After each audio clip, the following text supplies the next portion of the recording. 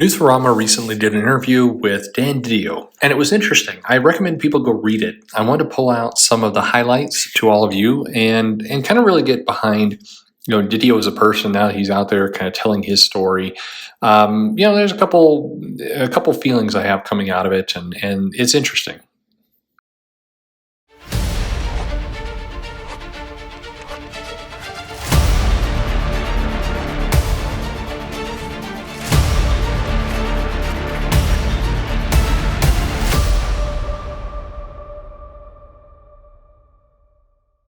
Hey everybody, this is Perch. Dan DiDio has been somewhat reviled, I would say, within comics of being kind of this person who's destroyed a lot with DC. And some of that I think is fair, some of it's unfair. When you're running a company, you're going to make decisions. You have to.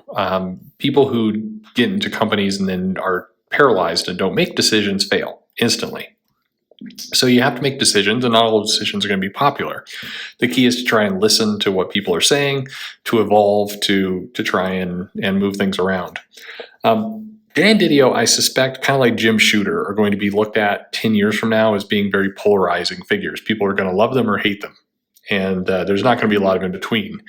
But if you read through this interview, I think there's some interesting, kind of revealing things. And the first I would pull out is that he cultivated almost a bad boy personality within comic fans and comic conventions. So a lot of people ask him about, his legendary dislike for fan favorite characters like Wally West or Dick Grayson. And he admits a lot of that was for show. He played it up a bit. Although he does make a point that kind of with Wally and with Dick Grayson, that the characters have their origins forever tied to another character. Wally West's origin is tied to Barry Allen. Dick Grayson's origin is tied to Batman. And the fact that they can't ever fully get out of that shadow and they're kind of trapped by that connection makes them difficult to write and to edit and to work around. And I think there's some truth to that. I don't think it's impossible. Remember, difficult doesn't mean impossible, but I do think that there's some it makes for a more challenging character that you have this stuff going on, and that is to that credit. I think there's definitely something to be said there. I think a lot of people take for granted sometimes characters they really love as just perfect in certain ways, and they forget some of the background around it. But maybe the more interesting thing for me with DiDio is that he's a guy who I think is self-aware. And he notes, when he's doing these interviews, either he's had some amazing time to reflect over the last 3-4 months, or he actually is fairly self-aware about how he's perceived and kind of the tenuousness nature of his position. Because in a lot of cases, he mentions being called in to be fired, and or believing that he was going to be fired, and kind of laid out here's what I changed at the company, everything else, and then turns out he wasn't. Turns out that life went on, and he was okay, and so I think it indicates a couple things. One, that he was self-aware enough to know that he was maybe rubbing some people the wrong way, and also that his position wasn't guaranteed forever. A lot of people in comics get shocked when things turn on them, and that's also eye-raising that somebody would have that belief. So he was kind of on the other end of that spectrum. And the fact that he has, again, and this is one of those, you like it or you don't, he had some core beliefs of what he thought was right. And for a lot of people, they either agree with that, they fall in line, or they disagree with that and hate the person. But there is a worse outcome that a lot of people ignore, and that's the person with no inner moral compass at all, or no gut, that just kind of go with whoever the loudest person in the room is. And unfortunately, comics has lots of those people where they're influenced constantly by others, where they basically are, whoever can have the sneakiest networked relationship wins. And that's worse by far. That's not a leader you want to have. I think DiDio, he definitely had a view of comics that I do not think lined up to the reality of comics. I think that, like many executives and many people in kind of this last 2 decades of comics, there's a almost love-hate relationship with the retailers and with the people who actually sell and produce the comics. And almost this, I do get the feeling that DiDio loves comics. It's in his blood. But I also get the feeling like, maybe he views it as a smaller industry compared to other things within publishing, and that there's almost this, I don't want to say insecurity, but this acceptance of the fact that it's lesser. That's a hard thing to define. I've tried to do it in other videos, and you should probably take another crack at it. But it's this idea that, well, we can't get bigger than we are. And if you have that as a core belief inside of yourself, I think it changes the way you view things. It changes the decisions you make.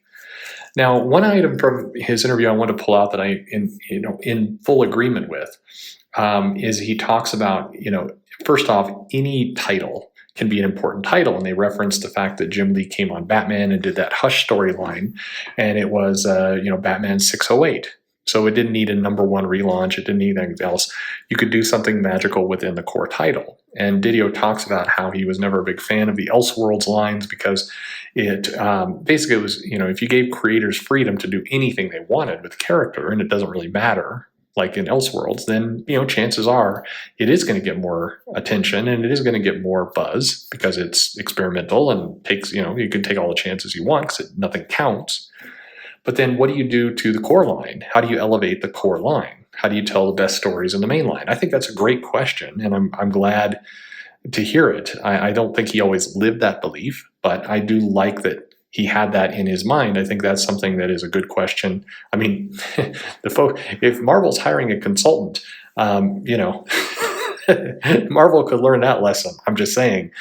But anyway, but on the other end of the spectrum, he talks about, you can kind of sense through this almost disagreement with the fans, this conflict with the fans. And the idea is that, the fans say they want the illusion of change. They want change. They want comics to take risks, but they also want everything to stay the same. They want the same Green Lantern book they've had for the last 20 years because they like that familiarity. At the same time, they don't want stale stories. So what do you do with that?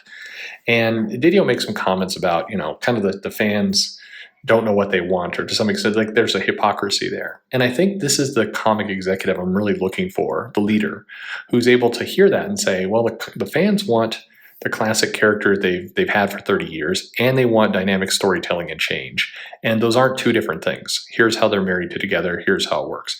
I'm looking for that executive to kind of come out of the shadows and present themselves, because I do think it can be done. I don't think it's as hard as people in comics make it out to be. And I think that's what's really needed, is that dynamic. And in reading through his interview, I don't think DiDio necessarily gets that, internalizes that. But again, I'm reading between the lines. Anyway, I recommend you go check it out. He does talk about his time in the New 52 and kind of that initiative and where it goes and everything else. But I love getting these other perspectives of people like this. It gives me a really kind of different look, and it challenges some expectations and what I believe about these people. So I think that's very valuable. I encourage it for everyone. What about you? Did you like Dan DiDio? Did you like his era? Hate it? What's your takeaway from this guy? And please check the description of the video. You will see the link to this interview, and I definitely recommend you go check it out. Presuming I remember it. That's always a catch. Anyway, like, subscribe, follow me on Twitter or Facebook at Comic Perch, and thanks for listening.